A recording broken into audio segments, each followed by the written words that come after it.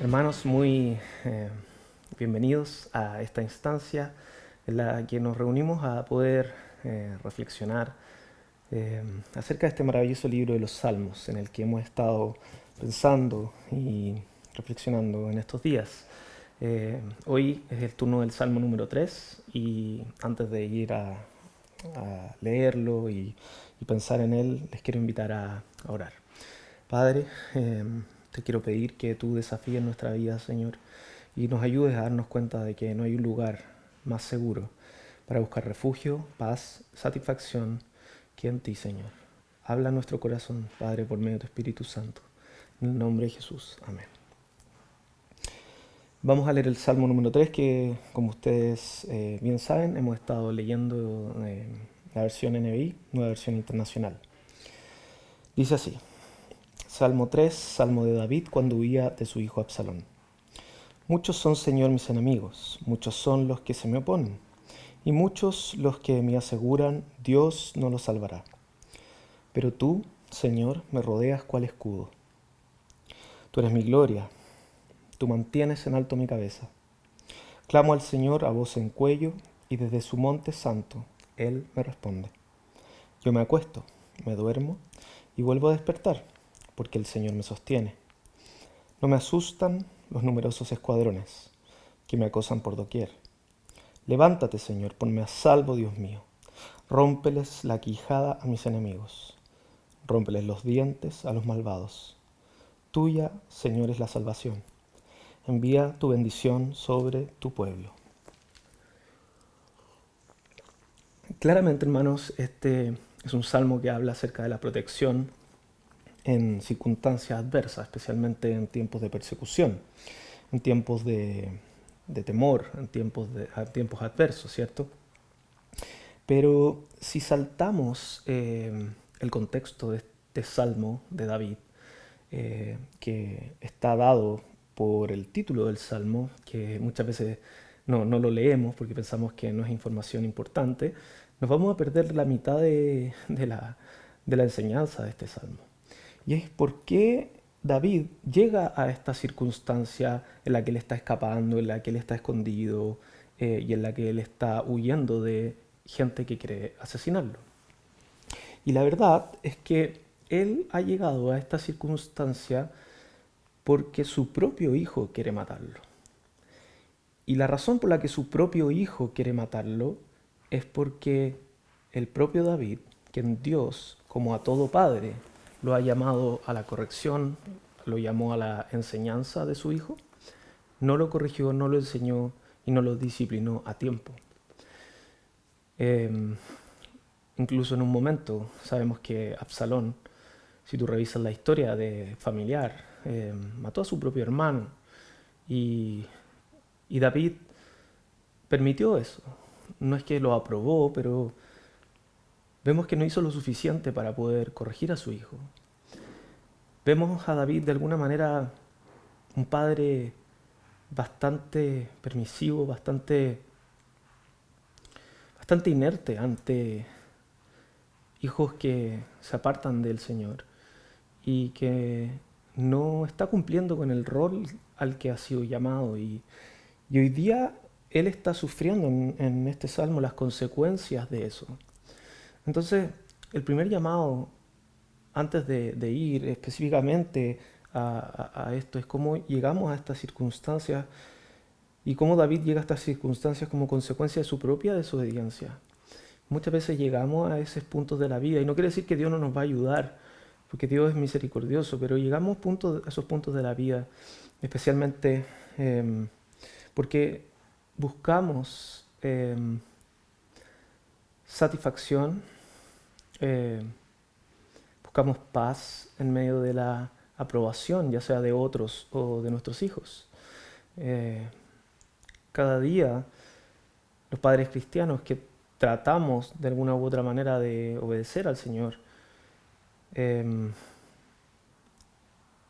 nos vemos tentados a recibir o no la aprobación o el rechazo de los que nos rodean frente a comentarios como, oh, creo que eres muy exagerado, o no, eso ya no se aplica a estos tiempos, o pero ¿cómo no vas a dejar que haga esto o no que haga esto otro si todos lo hacen, etcétera?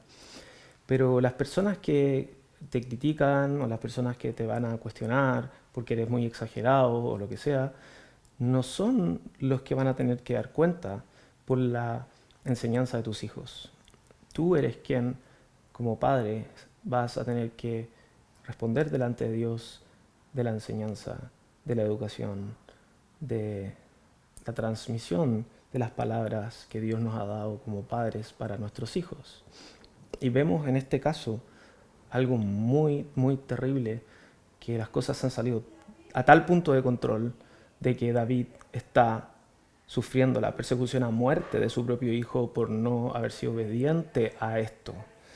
Y entonces el primer llamado es perseverar en la palabra del Señor, seguir disciplinando y guiando a nuestros hijos aún en estos tiempos, cuando las cosas parecen normalizarse cada vez más y donde pareciera ser más difícil eh, enseñar a nuestros hijos en la palabra del Señor. Pero no les quepa duda que el padre que ama a sus hijos lo disciplina, como dice la palabra de Dios. Y como trato de recordarle a mis hijos todos los días, amor, el papá te ama muchísimo y si no te amara no me importaría, pero si hago esto es porque de verdad te amo y me preocupas. Eh, entonces David ha llegado a esta circunstancia terrible por eso. Pero aún el Señor en su misericordia, aun cuando David quizá en su momento prefirió la aprobación de su hijo que la disciplina, y aun cuando ahora está siendo perseguido a muerte por eso, y aun cuando incluso el grupo de Absalón, de su propio hijo, está casi burlándose del Dios de David, que ni siquiera va a ser capaz de salvarlo de la muerte, como David lo dice en el verso 2. Eh, el Señor tiene misericordia de él y David sigue confiando en el Señor. Y a pesar de que son muchos los que están persiguiéndole a muerte, David dice que el Señor es su escudo, es su gloria y mantiene en alto su cabeza. Y dice que Él le responde, Él sigue cuidando de él. A pesar de que Él está rodeado de enemigos, como lo vemos varias veces en la vida de David, Él hace una declaración tremendamente animante para nosotros en el verso 5, porque dice, a pesar de que estoy perseguido a muerte, estoy rodeado, la gente se burla de mi Dios, etcétera, dice, yo me acuesto, me duermo y me vuelvo a despertar porque el Señor me sostiene. No me asustan los numerosos escuadrones que me acosan por doquier. David no está asustado por las circunstancias. ¿Y cuál es la razón? La razón es porque el Señor lo sostiene. Por eso vuelve a dormirse, vuelve a levantarse y vuelve a acostarse de nuevo el día siguiente, porque el Señor lo sostiene. David ha aprendido una valiosa lección a lo largo de su vida. Bajo tremendas y dolorosas circunstancias, murió un hijo eh, a los pocos días de nacer, como consecuencia eh, de su pecado, o mejor dicho, cuyo pecado le ayudó a darse cuenta de lo que había causado, y el Señor tuvo misericordia en esa circunstancia de mostrarle el pecado que había en su corazón. Perdió otro hijo asesinado por su hermano, ahora tiene un hijo persiguiéndolo a muerte, y toda esa serie de circunstancias lo llevan al mismo lugar, que no hay un mejor lugar que buscar refugio, buscar descanso, que buscar a quien lo sostenga, que no sea el Señor. Y en las circunstancias más adversas, aun cuando está rodeado y en peligro de muerte, él puede dormir tranquilo y en paz porque sabe que el Señor lo sostiene. Trató de buscar en la sexualidad, no lo consiguió. Trató de buscar en la aprobación de la gente, no lo consiguió. Trató de buscar en la aprobación de sus hijos, no lo consiguió. Una y otra vez David dolorosamente se ha dado cuenta de que solo el Señor es quien le puede dar satisfacción, paz y sostenerlo aún en las circunstancias más difíciles. Y ese es mi anhelo para ti y para tu vida, que en estos momentos difíciles sea el Señor quien te sostenga, que a pesar de las circunstancias en las que estamos, puedas poner tu cabeza en la almohada esta noche y puedas acostarte en paz y levantarte en seguridad, porque el Señor es quien te sostenga. Eso, hermanos, los quiero animar a que puedan seguir reflexionando sobre esto, que se recuerden esta noche al descansar y al dormir, aun cuando quizás estén pasando cosas difíciles en su familia, pérdida de trabajo o situaciones difíciles de salud. El Señor es quien los sostiene. El Señor ha tenido misericordia de ustedes y a pesar de nuestros pecados ha entregado a su Hijo por nosotros y usa nuestros pecados ahora para mostrarnos una y otra vez que no hay otro mejor lugar para buscar refugio que en Él. Dios los bendiga, hermanos, y nos vemos a la próxima.